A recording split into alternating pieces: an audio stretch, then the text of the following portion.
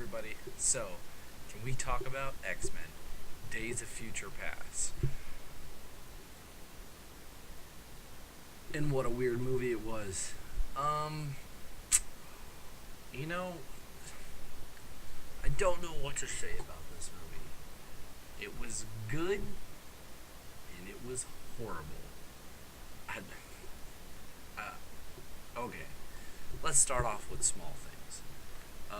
Basically stuff that I noticed didn't really like ruin the picture, but I was just like, pulled me out of the movie for a little bit. First off, Mystique's makeup sometimes, Jennifer Lawrence, looked like body paint. And I know some people will say, but it is body paint. But Mystique has looked good before, to the point where it doesn't look like body paint, it looks like natural skin. So when I saw this, it literally looked like Jennifer Lawrence was caked in blue makeup, and I was just like, what? Like, it just looked bad, I guess you would say. Not the whole movie she looked like that, but there were specific moments in the movie. One of them that just stuck out clearly when I first noticed it was when she was in Vietnam, freeing the other mutants. That's when I was just like, why? Like, look at her. She just has like this makeup caked on her, and that's exactly what it looked like. Like, it was just a layer of makeup of paint over Jennifer Lawrence. As in other scenes of the movie, it didn't look like that. It just looked like her natural skin. I don't know what happened. It pulled me out of the movie, basically. Another thing was the Sentinels, the future Sentinels, were the ones you saw most of. Um, they reminded me of the thing from the first Thor movie, the destroyer that attacked him. Basically, they were shiny silver robots without a face, and then their face would open up and shoot like an orange beam out of it. It was almost like toe to toe for the thing for the destroyer from Thor, to the point where I was just like, they're just flat out copying it. Now, it wasn't as beefier as it, and it had slight changes, but it was really, really similar. Um, it just made me think, like, while I was sitting there, I was just like, oh, Thor. It's just another thing that pulled me out of the movie. My last thing that pulled me out of the movie, not pulled me out of the movie as much as, like, made me focus on, like, why is it like that, or, like, why should I be I'm paying attention to that when I should be paying attention to what's going on. I digress. What another thing was in the movie where they are infiltrating the Pentagon for the first time, and Beast has like a remote control, and he's basically just twisting this knob, and it's interfering with their security systems. Some of it made sense at first. At first, it was disrupting their cameras, and I was like, "Oh, okay." That didn't. I didn't think of anything of it. I was just like, "Oh, okay, cool." Beast has like some device. It jams their TVs. Then it made them get a regular TV signal, and then it set off a fire alarm. I was just like, he's just twisting this one knob, guys. Like, how much can this machine do? Beast might as well fight every villain in the rest of the movie just by twisting his damn knob. It was dumb. Honestly, it was just dumb. A little late into the video, guys, but this is not spoiler free. None of these can we talk abouts will be spoiler free. They're basically my review, but it's a full review, as in, like, I want to talk about everything that happened in the movie. My suggestion will always be to see the movie and then watch this, as it is basically my opinion on what happened. Moving on. Okay, so originally I thought First Class was a reboot of X-Men, the movie X-Men First Class, and I was very happy. Well, not happy, but like I was just glad they were done with the other X-Men series, because after from Last Stand and on, it was just kind of like, because the story was so messed up. Like, they were just like, there's no point in like trying to fix this thing. then you had the Wolverine, which basically said like, hey, it wasn't a prequel. I mean, it was a prequel. It wasn't a reboot. My opinion for this movie is hard, like I said, for Days of Future Past. I like it and I don't like it. It's good and it's terrible. Um, so I'm going to focus on the things I don't like more, and then I'll get to the things on why I feel like it's redeemable. Because most of the time, when we focus on the things we don't like is what pulls the movie down as much as, but, like, I just want to get those out of the way and then say, like, but, you should see it because this and this and this. Another thing I had a problem was with there wasn't a lot of action, honestly. From the trailers, I thought it was gonna be a lot of action. They introduced the Sentinels, so I figured like, whoa, like we're gonna have some cool Sentinel fights. But there honestly wasn't. I mean, there was a few scenes in the future where they fought them, but like when they fought the Sentinels, they were just getting their ass handed to them.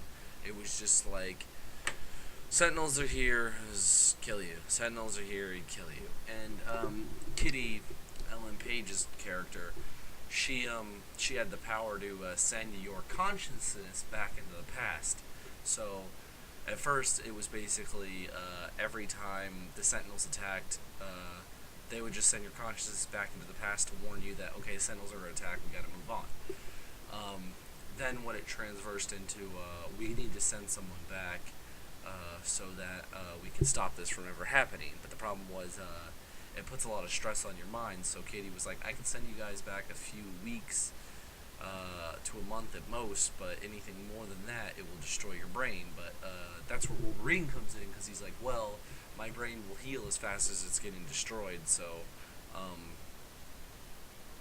I can be sent back. And that's why Wolverine goes back. But it's not like time travel to the point where, like, Wolverine, like I said, you're setting your consciousness back in there, so you're in control of your body at that point in time, with all the memories of what you have going on now. It's weird. It's honestly, I don't know. It's just weird. It was a weird way of doing it. But it's better than time paradoxing, and we're not going to get into the time travel side of it, because you could just be here forever talking about, this, and this, and this. Another thing I disliked was they had a lot of the original characters from the first 2 and 3 X-Men, and, like, the whole point of that was, like, they made a big deal about it in the previews and, talking about the movie that, we got Storm back, we got Kitty back, Colossus, Iceman, like, same actors and everything, but they were only in the scenes in the future, and the future scenes were only in the movie for, like, the very beginning. Then Wolverine gets sent back, and most of the movie takes place back in time with the First Class set of actors. Not that I have a problem with them, but, like, don't make a big deal that these actors are coming back when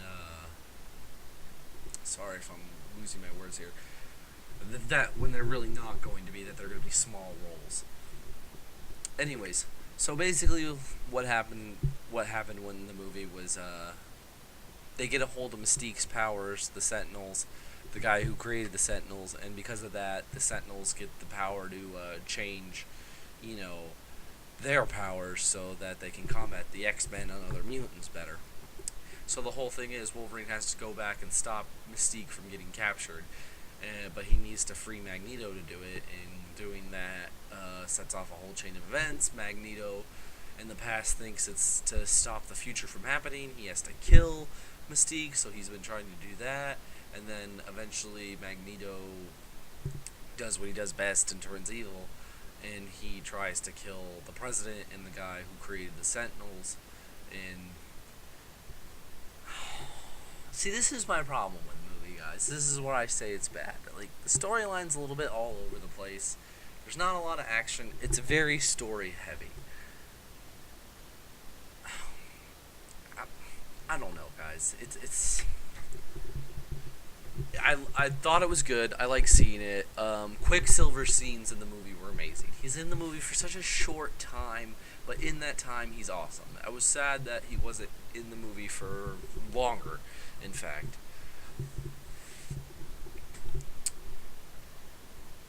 Going back to the movie's such a mess. It's a mess, honestly, but it's the mess that they needed to make to fix the mess that they made before with X-Men: The Last Stand and on and on.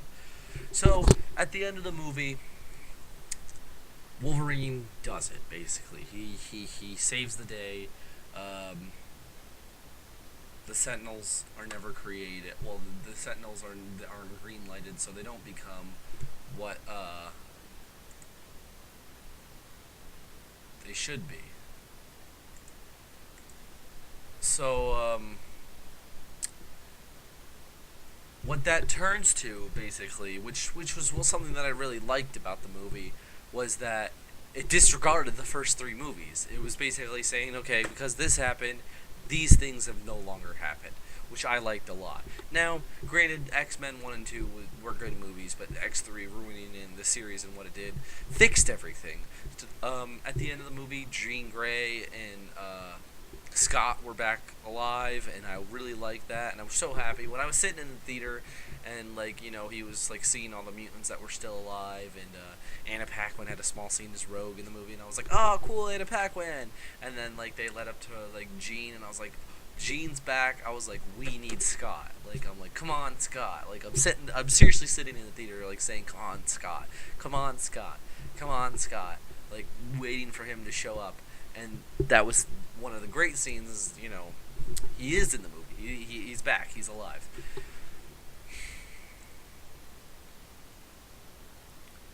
I like the movie because it. This is what I'm saying. I like the movie because it made up for the mistakes of X-Men 3. It was basically the apology for X-Men 3. The movie wasn't perfect, and this is why I don't like I said, not a lot of action scenes. The story's all fucked up, but the story's all fucked up because X-Men 3 fucked it up, and they didn't want to fix it with First Class and rebooting it, which they could have totally done. They could have just rebooted First Class and then said like, all right, start making more X-Men from that one. We'll just disregard it. But they couldn't, and like I said, it's all over the place, but it had to be all over the place because of the old movies, but it fixed it. Because it was all over the place. They made a mess to fix a mess, basically. It was good. I think it was worth seeing in the theaters, not more than once, though.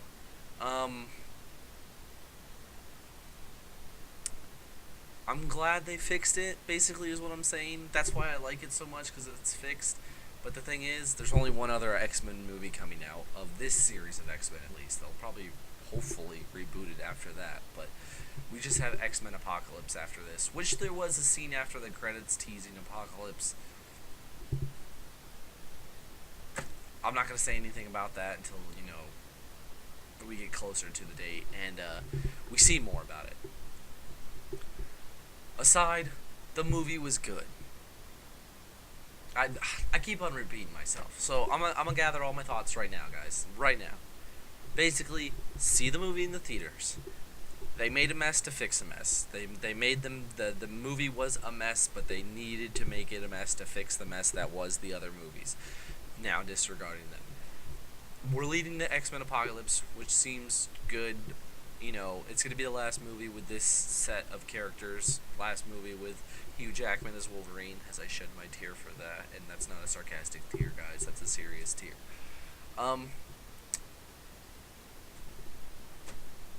Not a lot of action. Wish there was more. The actors are alright. The ones who played the old characters were amazing. I like them. The ones who played the new ones, the First Class, basically. Jennifer Lawrence's Mystique. Come on, it's Jennifer Lawrence. You can't go wrong with her. The guy who, I believe Michael Fassbender, his name is, the guy who played Magneto. Good. The guy who played Xavier, I forget his name right now. I'm terrible with names, guys. He's a good Xavier. but that's from like I knew that already from First Class. I don't like his Australian accent though. Like I feel like he's trying to be British when he's doing Australian. Charles Xavier, baby. But that's here nor there. Point is, like I said, see the movie. Made a mess to fix a mess. Not a lot of action.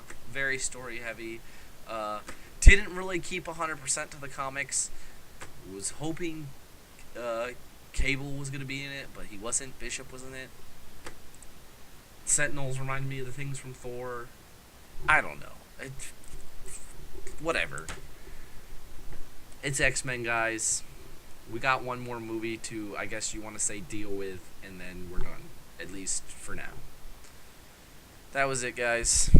That was my discussion, my rant, whatever you want to call it. My review. That's what I say it is. X-Men, Days of Future Past. King out.